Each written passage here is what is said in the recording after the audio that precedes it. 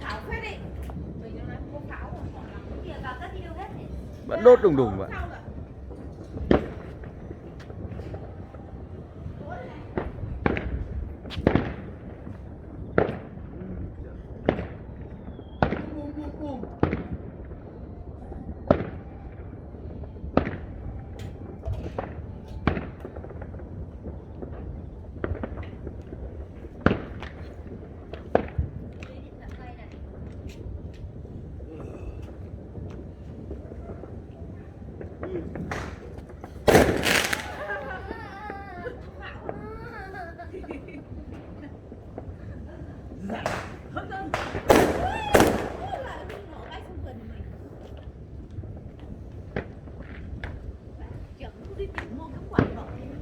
Mua đâu?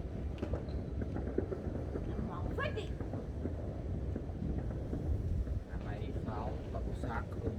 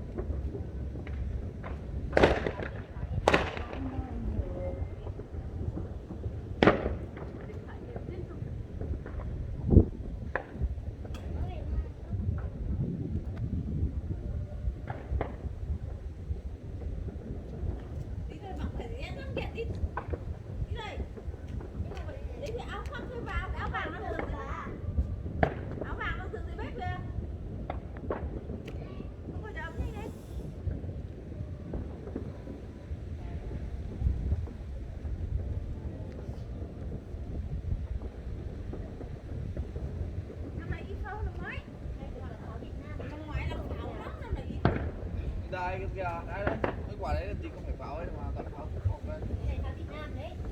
Đấy, pháo biếng này. Mấy quả